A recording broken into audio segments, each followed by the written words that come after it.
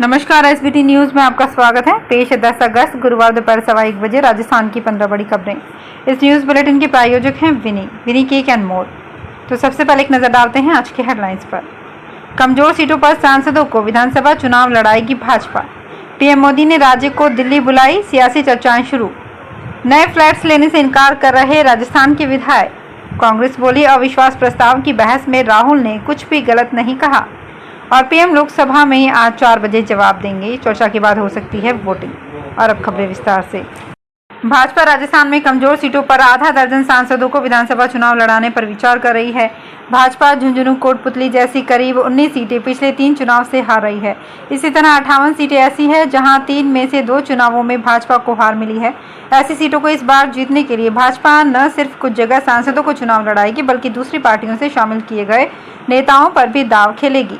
यहाँ मजबूत उम्मीदवारों की खोज चल रही है। प्रत्येक विधानसभा सीट पर 10,000 लोगों को सर्वे करने में शामिल करके राय ली गई है। राजस्थान में चुनाव से पहले पीएम मोदी ने बीजेपी सांसदों के साथ दिल्ली में मीटिंग कर जीत का मंत्र दिया और रणनीति पर चर्चा की। लेकिन वसुंधरा राजे और रेल मंत्री अश्विनी वैष्णव की मौजूदगी के सियासी जानकार अलग अलग सियासी मायने निकाल रहे हैं। भाजपा राजस्थान चुनाव पीएम मोदी के चेहरे पर लड़ रही है। कहा तो ये जा रहा है कि वसुंधरा राजे के राजनीतिक अनुभव का लाभ लेने के लिए पीएम ने मीटिंग में बुलाया, लेकिन राजनीतिक विश्लेषकों का कहना है कि राजे की नाराजगी दूर करने के लिए उन्हें बुलाया गया है। राजस्थान के मुख्यमंत्री अशोक गहलोत शनिवार को विधायक परिसर का उद्घाटन करने वाले हैं, लेकिन राज्य के विधायक इस साल के अंत तक होने वाली आगामी विधानसभा चुनावों से पहले इस शानदार परिसर में जाने के इच्छुक नहीं हैं। राजस्थान हाउसिंग बोर्ड ने बुधवार सुबह एक विज्ञप्ति जारी कर कहा था कि मुख्यमंत्री अशोक गहलोत 12 अगस्त को शाम 6 बजे परियोजना का उद्घाटन करेंगे। हालांकि आरएचपी अधिकारियों ने बताया कि उन्हें सत्तारूढ़ और विपक्षी दोनों दलों के विधायकों से प्रतिक्रिया मिली थी।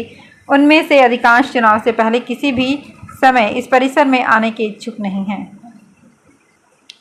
अविश्वास प्रस्ताव की बहस के दौरान कांग्रेस सांसद राहुल गांधी ने बुधवार को अपनी बात रखी। ताजा खबर है कि कांग्रेस सांसद के भाषण से कुछ शब्द हटा दिए गए हैं।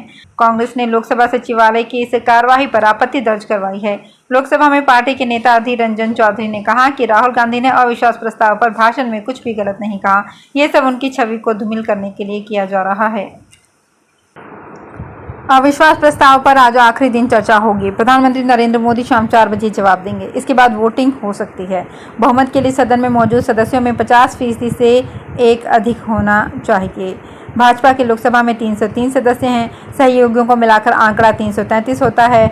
वाईएसआर, बीजेडी और टीडीपी ने भी समर्थन का वादा किया है। विपक्ष के सांसदों की संख्या 143 है। मोदी सरकार के खिलाफ ये दूसरा अविश्वास प्रस्ताव होगा। राजस्थान के स्कूलों में कार्यरत शिक्षक अपने गृह जिले में जाने के लिए महात्मा गांधी स्कूल ज्वाइन कर रहे हैं। गाइडलाइन फाइनल होने के बाद भी शिक्षा विभाग में तबादले शुरू नहीं हुए हैं। वहीं सितंबर में चुनाव आचार संहिता लगने की संभावना है। ऐसे में अन्य जिलों में कार्यरत तृतीय श्रेणी शिक्षकों ने महात्मा गांधी इंग्लिश मीडियम स्कूलों के जरिए अपने गृह जिले में आने का रास्ता अपनाया है। पंजीयक शिक्षा विभागीय परीक्षाएं राजस्थान बीकानेर की ओर से गुरुवार को होने वाली चयन परीक्षा के लिए राज्य के 47,025 शिक्षक और 1,321 प्रिंसिपल ने आवेदन किया है। जयपुर एयरपोर्ट पर एयरलाइंस यात्रियों और एयरपोर्ट प्रशासन को धोखा दे रही है। 2 महीने पहले इंडिगो एयरलाइन को जयपुर से 3 नए शहर पटना, नागपुर, रांची के लिए फ्लाइट शुरू करनी थी। इसके लिए एयरलाइंस ने डीजीसीए से शेड्यूल अप्रूव कराया था, लेकिन ये अभी तक शुरू नहीं हो सकी है। फ्लाइट शुरू नहीं करने में Indigo, SpiceJet, Vistara, alliance air आदि कई एयरलाइन शामिल हैं। यदि शेड्यूल की ये सभी 10 फ्लाइट शुरू होती हैं तो यात्रियों को कई शहरों के आवागमन के लिए नए विकल्प मिलते हैं। गौरतलब है कि इंडिगो ने 3 नए शहरों की फ्लाइट की टिकट बुकिंग भी शुरू कर दी थी, लेकिन बाद में इन्हें शुरू नहीं किया गया। हाईकोर्ट ने स्थानीय निवासी और मतदाता नहीं होने के बावजूद मांदी ग्राम पंचायत के सरपंच को नवगठित फागी नगरपालिका का उपाध्यक्ष बनाने पर प्रमुख पंचायती राज सचिव, प्रमुख स्वायत्त शासन सचिव, निदेशक स्वायत्त शासन सहित अन्य से जवाब मांगा है। जस्टिस इंद्रजीत सिंह ने यह आदेश मांदी ग्राम पंचायत के सरपंच कैलाश नारायण स्वामी की याचिका पर दिया। अधिवक्ता लक्ष्मीकांत शर्मा ने बताया कि मुख्यमंत्री ने 2023-24 के बजट प्रस्ताव में फागी को नगरपालिका क्षेत्र बनाने की घोषणा की थी। इसके बाद जयपुर जिले की फागी ग्राम पंचायत के सरपंच को नगरपालिका का अध्यक्ष और प्रार्थी मांदी सरपंच को नगरपालिका का उपाध्यक्ष बना दिया। लोक देवता बाबा रामदेव का मेला अभी शुरू नहीं हुआ है, लेकिन मेले को लेकर जोधपुर के कलाकार इन दिनों कपड़े के घोड़े बनाने में जुटे हुए हैं। हर बार की तरह इस बार भी अलग अलग साइज और ऊंचाई के घोड़े तैयार किए जा रहे हैं। ये 100 रुपए से लेकर 5,000 रुपए तक की कीमत में बेचे जा रहे हैं। घास फूस और कपड़े से बने इन घोड़े को खरीद कर श्रद्धालु बाबा रामदेव के मंदिर मसूरिया और रामदेवरा में भी चढ़ाते हैं। नेशनल गेम्स का पूरे साल का कैलेंडर घोषित कर दिया गया है। School games federation of India के कैलेंडर के मुताबिक ही अब राजस्थान के स्कूल्स में टूर्नामेंट की डेट्स तय होगी। नेशनल गेम्स की मेजबानी इस बार बीकानेर, जयपुर और जोधपुर को भी सौंपी गई है। शिक्षा निदेशालय में खेलकूद प्रभारी अशोक व्यास ने बताया कि स्कूल नेशनल गेम्स अक्टूबर से शुरू हो जाएंगे, जो जनवरी 24 तक अनवरत चलते रहेंगे।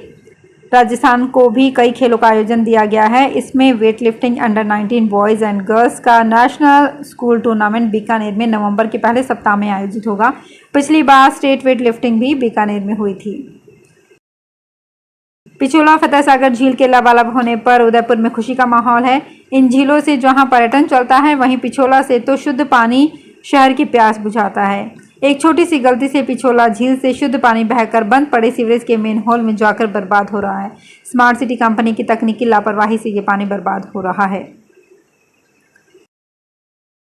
वंदे भारत के इंजन में तकनीकी खराबी आ जाने के कारण उसे इलेक्ट्रिक इंजन बनाकर पालनपुर से जोधपुर तक लाना पड़ा। इंजन में खराबी के चलते ट्रेन पालनपुर करीब 2 घंटे खड़ी रही। पाली भी अपने निर्धारित टाइम से पौने 2 घंटे लेट पहुंची। इससे यात्रियों को परेशानी का सामना करना पड़ा। दरअसल जोधपुर से अहमदाबाद के बीच चलने वाली वंदे भारत बुधवार को अपने निर्धारित टाइम 4:45 पर रवाना हुई, लेकिन इंजन में तकनीकी खराबी आ जाने से उसे पालनपुर रेलवे स्टेशन पर करीब 2 घंटे रोका गया। जयपुर पुलिस मुख्यालय से अप्रूवल दिए जाने के बाद चित्तौड़गढ़ जिले में खाली पदों पर 17 अभ्यर्थियों को कांस्टेबल पद पर नियुक्ति दी गई है।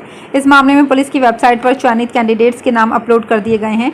अब इन सभी कैंडिडेट्स के मेडिकल बोर्ड से स्वास्थ्य परीक्षण, डॉक्यूमेंट्स की जांच और बायोमेट्रिक मिलान 16 अगस्त को सुबह 8 बजे रिजर्व पुलिस लाइन में की जाएगी।